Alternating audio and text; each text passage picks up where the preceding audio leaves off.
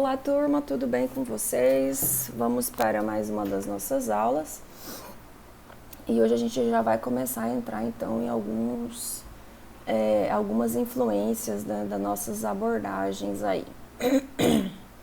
Bom, a gente vai falar hoje sobre o behaviorismo, né? Então, vamos lá.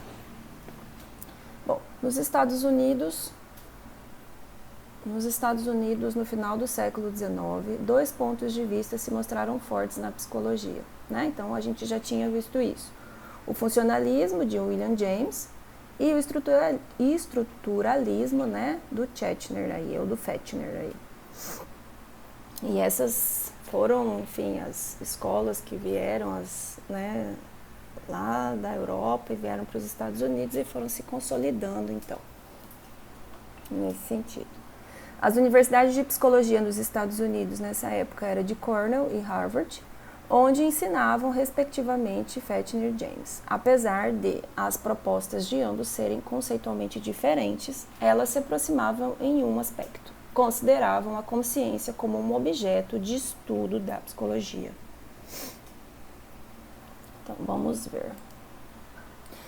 Bom, em 1892 foi criada a American Psychology Association, ou a Associação de Psicologia Americana, que é a APA que a gente tem hoje.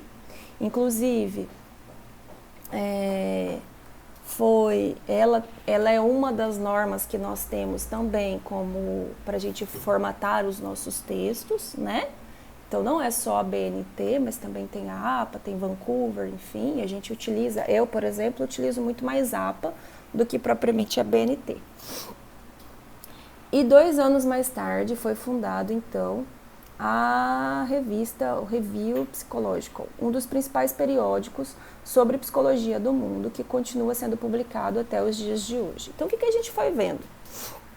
Que a gente ganha cenário conforme vão saindo as revistas de psicologia, né? E hoje a gente sabe que tem revistas N, né? Psicologia na área social, psicologia na área clínica, psicologia na área hospitalar e assim vai indo. Um dos estudiosos mais destacados da época era o L. Thorndike, né? Ou Thorndike, da Escola Funcionalista de Colômbia, né? Um dos primeiros psicólogos a ter sua formação inteira realizada nos Estados Unidos. Então, ele foi um dos pioneiros na realização de experimentos controlados, né, com descrição detalhada das atividades dos animais, sem se deter na introspecção como abordagem. E é isso que a gente acaba fazendo hoje mesmo, né? A gente, quando está trabalhando na psicologia experimental, a gente faz a descrição mesmo das atividades, né, no campo da psicologia experimental. Por meio desses experimentos, então, ele formula a lei do efeito, né? Então, os primórdios do condicionamento operante, né, ele se dedicou ao estudo experimental da inteligência em animais e seres humanos através de experimentos com gatos, né, que se desenvolveu a lei do efeito. O que seria? Comportamentos acompanhados por consequências agradáveis tornam-se mais frequentes, enquanto comportamentos acompanhados por consequências desagradáveis tendem a desaparecer. Né? Que a gente vai falando da extinção aí. Vamos lá. Os estudos de Thorndike foram de grande influência para os pensadores da psicologia, principalmente os estadunidenses, na área da educação. Segundo o autor, assim como a ciência e a agricultura dependem da química e botânica, a educação depende da psicologia e filosofia. Dessa forma, a psicologia, então, buscaria auxiliar os processos educacionais, atuando em 4 tópicos principais: objetivos, materiais, meios e métodos. Para investigar tais tópicos, seriam propostas 2 linhas de trabalho: descobrir e implementar uma maneira de mensurar as funções intelectuais, né, que a gente já tem hoje. Por exemplo, a gente faz isso através de testagens, enfim. Mas isso antes era ser dado de maneira diferente. E estudar diversas etnias, ambos os sexos, idade, diferenças individuais e outros elementos que facilitassem a compreensão do indivíduo. Então, a gente ganha o quê? dois tipos de abordagens, né? Uma que a gente vai estudar as funções, os processos mentais, e outro que a gente vai considerar o quê? Essa diversidade que de alguma maneira vai interferir nesse desenvolvimento do indivíduo, né? Bom, então o que é o behaviorismo, né? Então, dando esse cenário aí, o que acontecia, né? Apesar de fazer uso de experimentos controlados e de trabalhar com dados empíricos, Tordick foi criticado posteriormente por utilizar termos ainda mentalistas, como satisfação e desconforto, em suas explicações. Tais explicações, contudo, eram cada vez menos aceitas por um determinado grupo de autores que buscavam alternativas aos modelos mentalistas e introspeccionistas da psicologia. Essa busca crescente culminou no surgimento de uma nova maneira de pensar e se trabalhar psicologia, behaviorismo. Então, a gente tem o Manifesto Behaviorista e os primórdios de uma ciência do comportamento. O que precisamos fazer é começar a trabalhar na psicologia fazendo do comportamento e não da consciência o ponto objetivo do nosso ataque. Então, para eles se consolidarem e distanciarem do que já tinha como consciência, que a gente foi vendo então das escolas anteriores, eles se afastaram desse elemento mente, né, da consciência. Eles foram trabalhar com comportamento. Então aqui não tem essa concepção de mente, só tem a concepção de quê? De comportar-se, né? Aí a gente tem o Watson, né? Matriculou-se em 1894 na Universidade de Furman. Em 1903, o Watson se torna a mais jovem pessoa a se doutorar na Universidade de Chicago. Então também a gente tem outro teórico aí, né, dessa pegada aí na construção do behaviorismo, que é formado exclusivamente aonde? Nos Estados Unidos. Em 1913, publica um artigo, A Psicologia como Behaviorista vê, que ficou conhecido como Manifesto Behaviorista, e no qual delimitava o campo onde a psicologia deveria focar os seus estudos. 2 anos mais tarde, é eleito presidente da Associação Americana de Psicologia, a APA, após alguns desentendimentos com a Universidade Johns Hopkins, onde lecionava. O Watson é afastado e passa a concentrar sua atenção nos estudos de publicidade e propaganda. Esse texto, vocês vão vendo que eles vão dando o quê? Informações para a gente, né?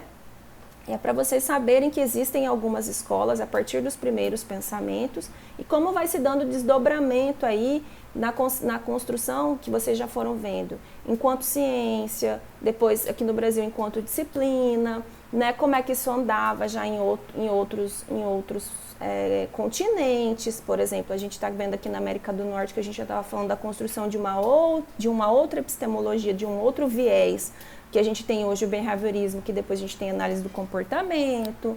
Então a gente vai vendo essas ramificações que vão se dando, as várias abordagens aí de conceber o mundo, né?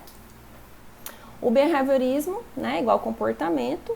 O Watson, então, rompeu com a introspecção e com a tradição filosófica na psicologia, estudava o comportamento, mas fazia uma negação metodológica da consciência. O que importava era estímulo e resposta, né, que é um paradigma, então, que começa a se utilizar. O interesse de Watson era o estudo do comportamento. Ele propõe que a psicologia seja uma ciência empírica e que leve a generalizações amplas sobre o comportamento humano, mantendo-se a uniformidade do procedimento experimental, para que os experimentos dos psicólogos possam, né, assim como os físicos e químicos, se replicam em qualquer laboratório. Então a gente queria fazer o quê? Eu trabalho com a psicologia experimental, como qualquer outra área, a gente ia estar replicando isso dentro de qualquer laboratório, ou de qualquer contexto, enfim, que a gente possa dizer que seja um lugar de experimentos aí. Os experimentos desenvolvidos, então, nos tradicionais laboratórios de psicologia tinham como função detectar processos e conteúdos mentais que estivessem envolvidos na percepção, na memória dos processos, né, psicológicos básicos. E não verificar o modo como o ser humano responde à situação em um ambiente complexo. Então a gente queria, anteriormente, estudar isso. E aí ninguém estava interessado acerca do comportamento. Então a gente começa a sair de uma linha de estudos de processos mentais e aí a gente começa a entrar para uma linha comportamental. Para Watson, conceitos como imaginação, julgamento, raciocínio não deveriam ser mais tomados como objetos de estudo pela ciência da psicologia. Da mesma forma, tais conceitos já haviam servido de base explicativa por cientistas das tradicionais abordagens da psicologia até então. Então, como ele queria ganhar cenário, ele não poderia utilizar lembra que ele começou a receber críticas de quem já era da outra área, então ele não poderia utilizar. Ele teria que o quê? Construir, então, os seus significados e suas significantes. E aí, respaldar, né, através de que influências que ele ia para poder falar desse modo de conceber o comportamento. Sair dos processos e como é que a gente vai consolidar uma teoria que respalde tudo isso. Então, ele vai ter que criar o quê? Significados e significantes próprios da abordagem. Uma abordagem funcional do comportamento, o conceito de operante, né? Os homens agem sobre o mundo, modificam-no e, por sua vez, são modificados pelas consequências de suas ações. Vamos lá, isso aqui em 1957. Aí a gente tem Skinner, né? Que viveu até os anos 90. Graduou-se em inglês em Hamilton, né, no Colégio Hamilton, e decidiu então seguir a carreira de escritor. Após algumas tentativas frustradas, a escrita como atividade profissional foi deixada de lado. Skinner ingressou no curso de psicologia da Universidade de Harvard em 1928 e doutorou-se em 31. Pra vocês verem que doutorado lá foi rapidinho, né? Permaneceu nessa instituição como pesquisador até 1936, ano em que começou a lecionar em psicologia em Minnesota, né? E em 47 ele retorna para Harvard, então. Até o início da década de 30, em parte da psicologia estadunidense, a ênfase explicativa dada ao comportamento dos organismos ora era feita com base na concepção mentalista da psicologia, ou seja, fazendo-se referência àquilo que estaria ocorrendo em sua mente, como a gente viu dos métodos que estavam sendo utilizados pelas escolas anteriores, ou utilizando-se noções de reflexo. Esta última é proposta por Pavlov e apropriada pela psicologia behaviorista de Watson. Da mesma forma, a lei do efeito elaborada por Tordick influía na compreensão dos atos do indivíduo, embora tal proposta teórica tenha sido criticada por Watson por referir-se a sentimentos e estados mentais quando a explicação do comportamento. Vamos lá, estava se consolidando, né? As relações funcionais, né? No caso do comportamento, são descritas de relações, ou seja entre aspectos do ambiente ou entre o ambiente e o organismo, nas quais um dos eventos ou variáveis altera-se em função da modificação do outro. Não se trata mais de explicações substanciais ou deterministas, mas essa relação que de alguma maneira tem uma funcionalidade. Então, fazer uma análise funcional é identificar a função, isto é, o valor de sobrevivência de um determinado comportamento. Por que esse comportamento se mantém, né? Então, é isso. A partir de uma análise dos fatos relacionados, busca-se a descrição da relação através de uma função matemática, que aí eles criam o paradigma, que eu já esqueci, porque eu estudei isso na faculdade, e não é a minha abordagem, enfim, enquanto eu utilizo, esse olhar que eu utilizo, né, dentro do meu trabalho. Chama-se variável dependente aqueles aspectos da relação sobre os quais observa-se um efeito de manipulação prévia ou alteração em outra variável, a variável independente e ela relacionada. Então, aí a gente tem essas variáveis que uma vai estar o quê? De alguma maneira interferindo na outra, né? Mas a gente utiliza também essas variáveis aonde? Dentro da pesquisa, né? Então, quando a gente está falando de variáveis também, quando vocês estiverem futuramente aí produzindo algo, né? Vocês estiverem pesquisando algo, a gente tem que olhar as variáveis do ambiente que vão interferir, né, de alguma maneira no objeto que nós estamos, de alguma maneira, estudando, né, analisando, observando, enfim. Mas isso daqui é uma coisa muito mais comportamental, porque dentro da pesquisa eu analiso isso, né? A análise do comportamento tem como variável dependente o próprio comportamento, então a variável dependente é o próprio comportamento, né? E as variáveis independentes, quaisquer condições que afetem o comportamento do organismo. A mesma coisa a gente utiliza na prática clínica. Por quê? Porque eu bebo um pouquinho aí dessa parte comportamental para mim estar explicando, por exemplo, dentro de um laboratório que vai interferir num comportamento de um animal. Pode ser o quê? Pode ser um ar-condicionado, né, porque a temperatura interfere. Pode ser que ele não se alimentou direito.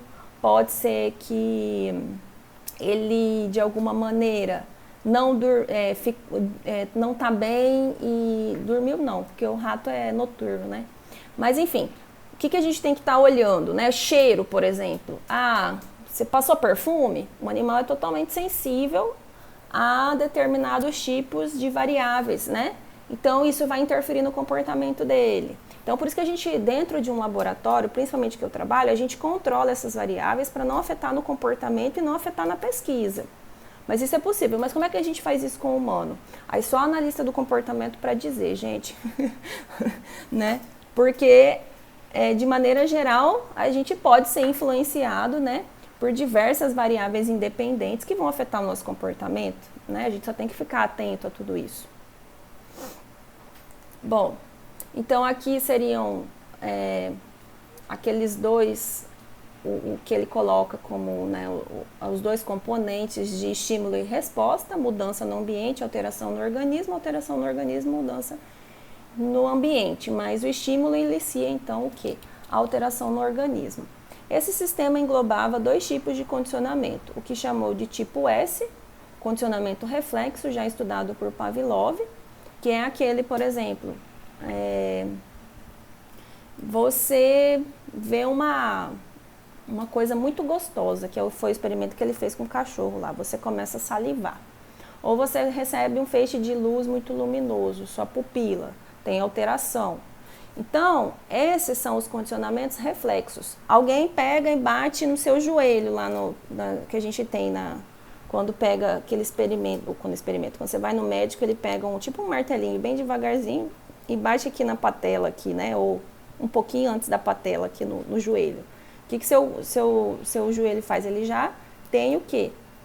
Esse condicionamento reflexo, ele já pega e sobe, né? Então, são coisas um pouco mais, como que eu vou dizer?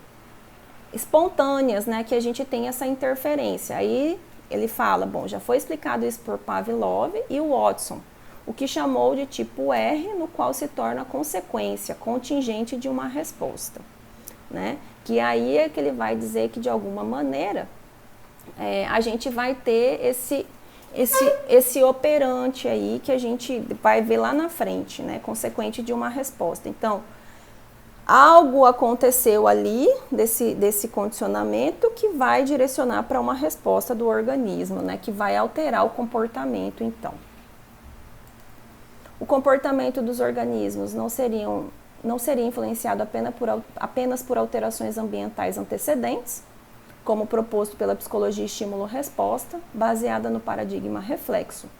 Grande parte do comportamento seria influenciado por consequências. Então, quais são as consequências, né? Aí vai estímulo, resposta e consequência. Aí você volta e analisa o contexto. O que está por trás de tudo isso? Grande parte do comportamento seria influenciado pelas suas consequências. Um organismo, ao comportar-se, produz modificações no ambiente e, por sua vez, altera a forma como o indivíduo se comporta. Então, é essa relação da consequência e comportamento, né, que a gente vai estar vendo. É nesse sentido que a perspectiva skinneriana pode dizer que o organismo produz o meio em que determina, porque tem essa relação aí com o ambiente e a consequência. Comportamento operante. O termo operante designa uma classe de respostas. A característica comum a estas respostas é que elas possuem propriedade a qual a consequência é contingente. Um operante é, portanto, uma categoria cujas instâncias concretas são respostas do organismo, ou seja, ocorrências discretas de comportamento, e essas respostas não são definidas por sua forma, mas sim pela relação com a consequência. Então, não é a topografia da resposta, mas é a consequência dessa resposta, né?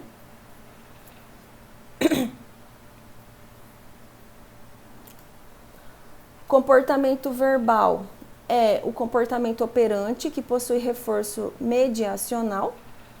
Então, ele vai estar... O que eu vou estar apresentando para vocês? De alguma maneira, os principais conceitos dentro do behaviorismo. É lógico que um analista do comportamento, ele poderia explicar isso com muito mais tranquilidade que eu, né? Mas aqui eu estou apresentando o quê? A ideia por trás, né? O que é importante para eles. Então, a gente já sabe que o estímulo, resposta e consequência. A partir disso surge o comportamento operante, que é diferente de um comportamento reflexo, que se dá naturalmente, né? E aí a gente vai vendo que a gente vai aprendendo isso ao longo da vida, porque tem comportamentos que nós aprendemos, né? Então, por exemplo, depois de um tempo, a gente não é algo que vem de fábrica aí, determinados tipos de comportamento, mas eu vou aprender a dirigir, porque eu preciso disso, né? Então, tem coisas que eu vou aprendendo em função do quê? Dessas consequências e desse ambiente aí que vai sendo retroalimentado, desse contexto, né? Ou, né, dessa resposta, consequência aí que ele diz aí. Comportamento verbal é o comportamento operante que possui reforço mediacional. Segundo Catania, o comportamento verbal é qualquer comportamento que envolva palavras, independente da modalidade, fala, escrita e gestual, que é adquirido e mantido pelas práticas de reforçamento em uma comunidade verbal, isto é, uma comunidade de falantes e ouvintes. Então, tudo, gente, eles vão estar colocando comportamento.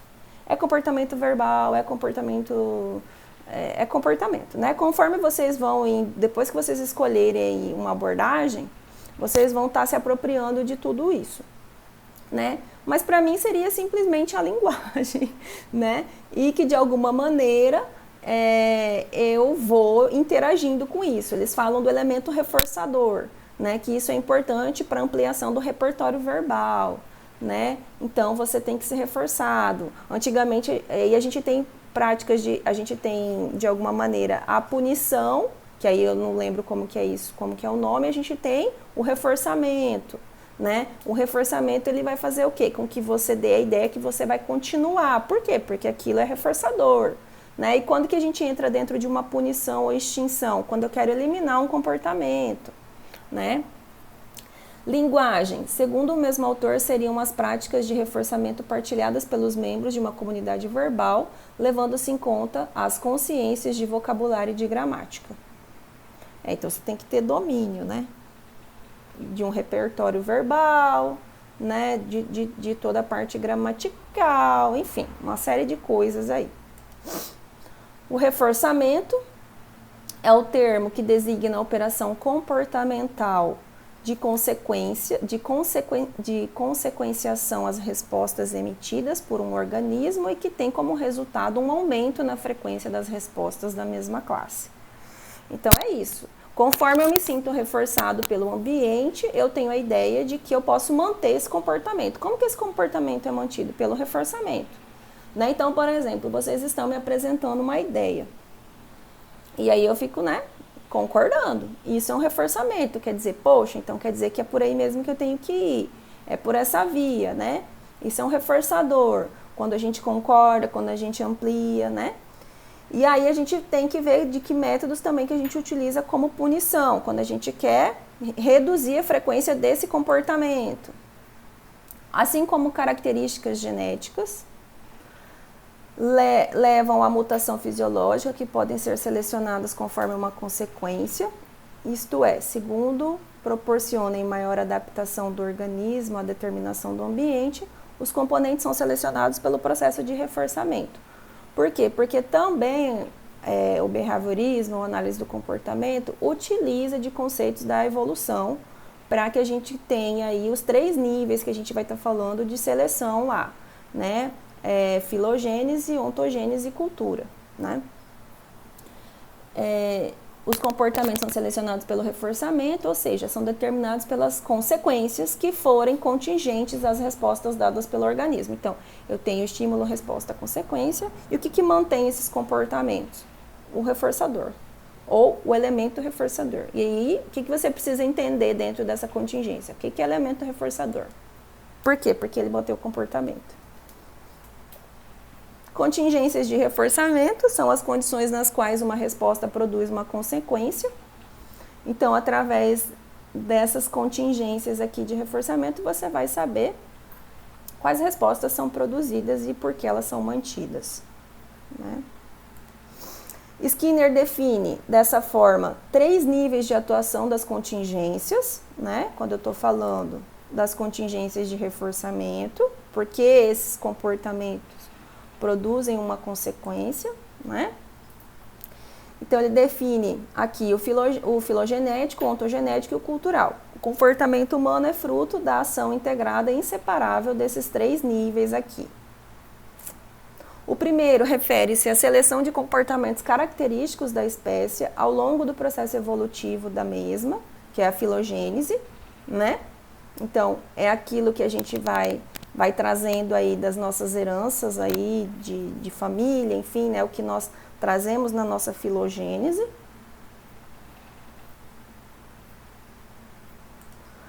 O segundo diz respeito à história do reforçamento, ou seja, é relativo aos comportamentos selecionados ao longo da vida de um indivíduo, considerando-se a interação deste com seu ambiente. Então, essa é da história do sujeito, que ele vai aprendendo aí, vai sendo selecionado ao longo da vida desse sujeito nessa interação.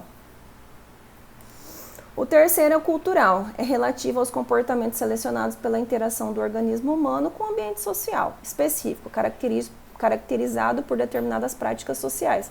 A linguagem, por exemplo, ele também tem um nível cultural e social também, né? Então, a gente leva em conta esses 3 níveis. Regras são descrições de contingências de reforçamento, são enunciados acerca de condições nas quais determinadas respostas produzem consequência. É como se fossem mandatos, né? A gente funciona sobre o controle de regras. Eu digo controle, às vezes, de mandatos internos, né? Então, às vezes, você construiu, por exemplo, uma regra interna que a qualquer custo uma família ela tem que ser unida. Então, se eu preciso manter essa regra ou esse mandato interno que foi construído pelo significado ali do sistema, eu vou fazer o quê? Eu vou ir atrás de coisas que mantenham esse mandato. E eu vou fazer de tudo para que isso, de alguma maneira, se mantenha aí como um mandato interno, como uma regra, né? Para que eu faça o quê? Para que eu dê continuidade nas coisas da minha vida. Então, essas regras a gente vai construindo ao longo da nossa vida, acerca de... Aí eu vou ampliar, tá? Vou sair um pouquinho daqui. Acerca de valores, acerca de princípios, acerca de aspectos transgeracionais que a gente vai trazendo da família, pelos lugares onde a gente vai passando, crenças construídas, o que é importante para mim, essas regras e esses mandatos vão se mantendo. É como se fosse um conjunto de valores, entre outras coisas, que definem aí essas regras, ou o que eu digo como mandato, tá? Questões sociais é o efeito no grupo e não as consequências reforçadoras em relação aos indivíduos, que é responsável pela evolução cultural, né? E aí aqui ele fala que tem um efeito que é muito maior que o sujeito, né? Então, são questões de grupo que, de alguma maneira, elas vão interferir nas relações aí individuais, né? E aí, enfim, eles vão ter todo um jeitinho de estar falando disso.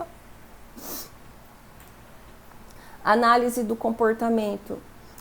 Aí a gente entra um pouquinho na análise do comportamento, né? A análise do comportamento é a denominação dada à forma da ciência proposta por Skinner.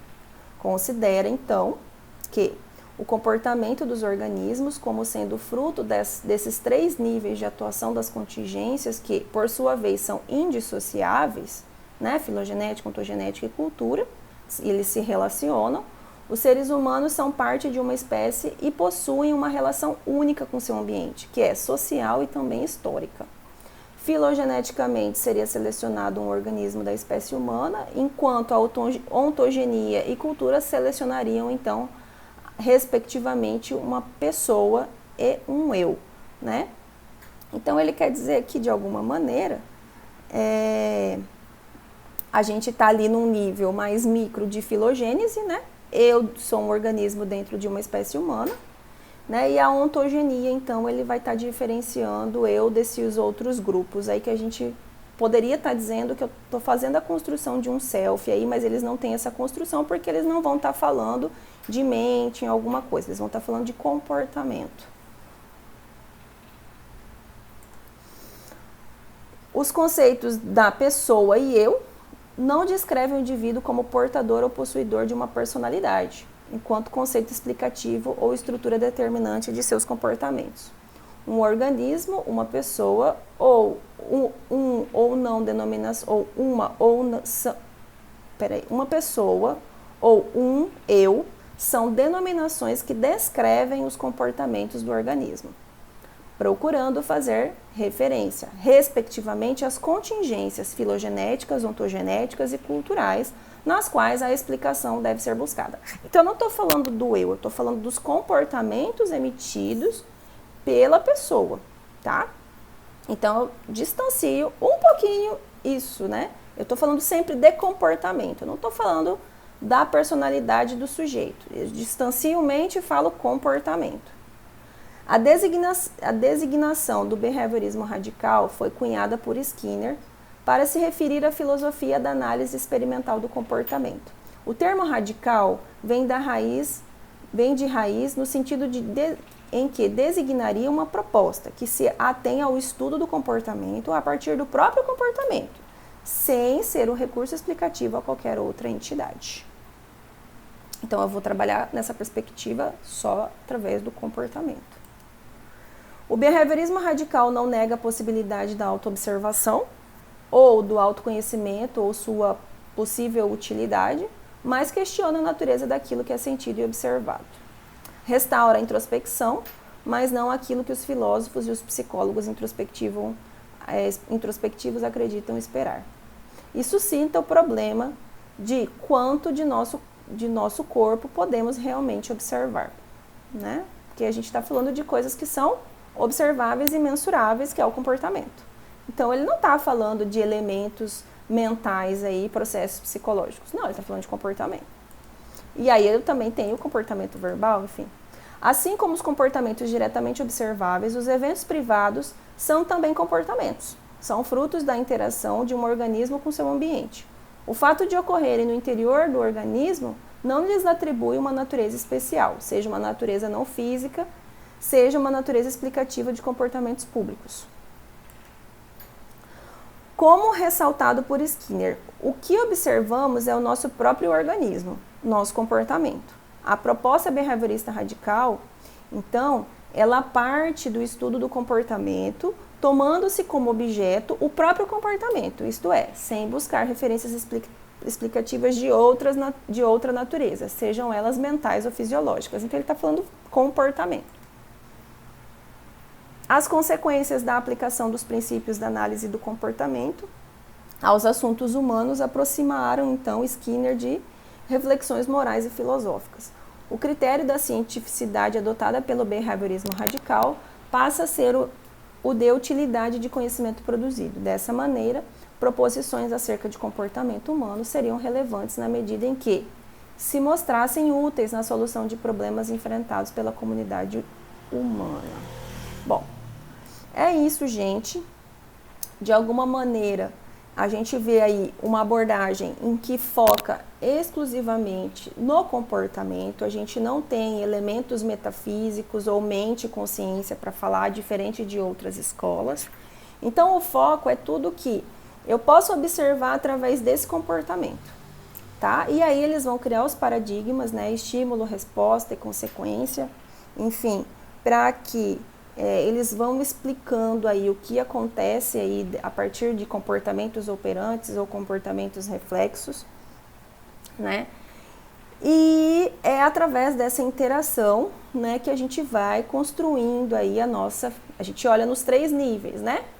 A filogênese, que é o que eu trago comigo, o que eu tenho comigo, né? A ontogênese, que é o repertório que eu trago através das minhas experiências, e o cultural, né? Que é o que eu estou envolvido.